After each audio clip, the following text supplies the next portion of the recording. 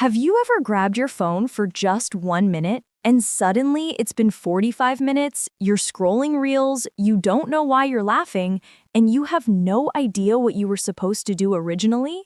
Yeah, that's not lack of discipline. That's not laziness. That is the reward loop trapping your brain. And the funniest part? Your brain loves it. It's addicted to the feeling so much, it keeps coming back like a kid returning to the fridge every 10 minutes, even though nothing new appeared. Let's break this down in the most simple human way. A reward loop is basically your brain's version of, ooh, that felt good, let's do it again. It's like a dog getting a treat for sitting, except the dog is your brain and the treat is dopamine. Every habit, good or bad, follows the same three-step formula: trigger, action, reward. For example, you're bored, trigger. You open Instagram, action. Your brain gets a tiny burst of dopamine, reward. Next time you're bored, guess what your brain wants? More dopamine. And boom, the loop has begun.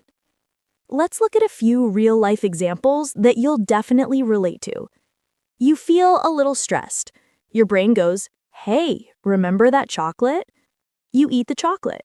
Your brain says, yes, dopamine, good job, champion. Now, every time you're stressed, your brain orders chocolate like it's Amazon Prime. Fast, automatic, and way too convenient. Here's another classic. You're trying to study or work, but your brain is like, you know what would be great right now?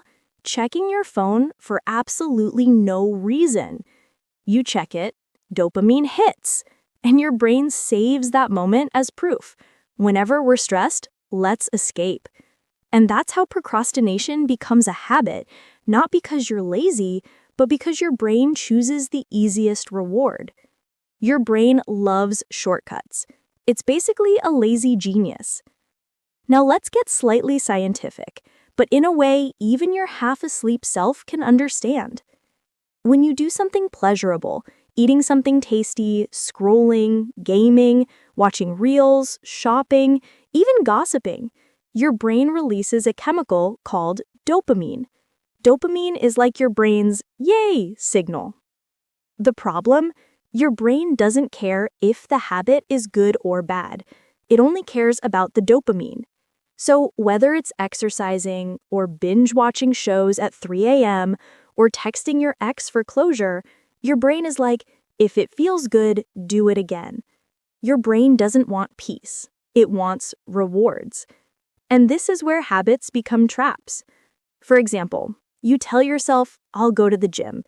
Your brain goes, gym gives slow rewards, but food delivery gives fast rewards.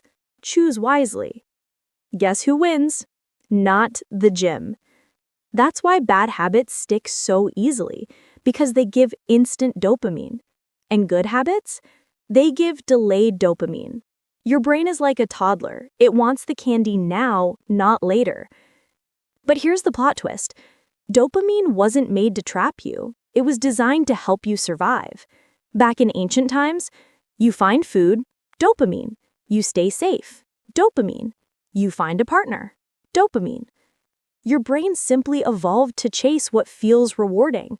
But in modern life, everything gives you dopamine instantly. Notifications, food, entertainment, likes, messages, funny videos.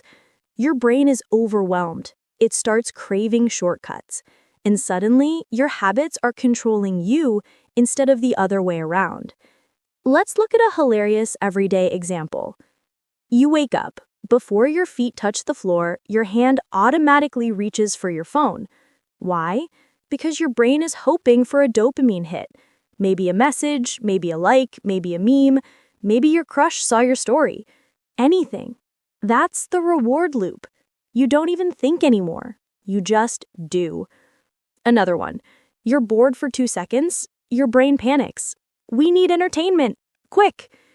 Next thing you know, you're trapped in a YouTube rabbit hole watching top 10 animals who escaped the zoo, even though you were supposed to pay a bill. Your brain doesn't care about bills. Where's the dopamine in that? Now, here's where things get interesting. Bad habits aren't strong because you're weak. Bad habits are strong because your brain keeps getting rewarded for them.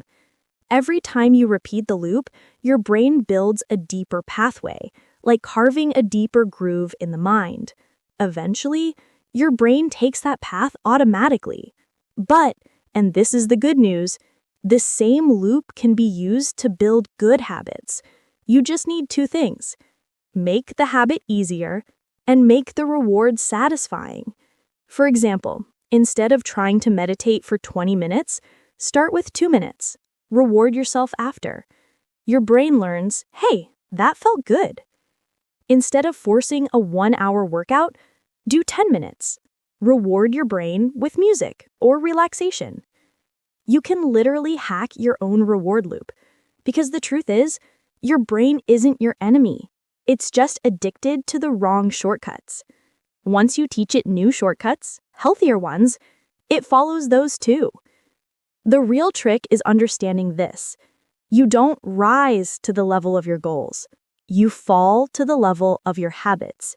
And your habits rise or fall based on the reward loop controlling your brain. So if you want to change your life, start with one question. What reward is my brain chasing? And is it helping me or hurting me? If this video opened your eyes to how your habits control you more than you think, hit the like button, subscribe, and tell me in the comments which habit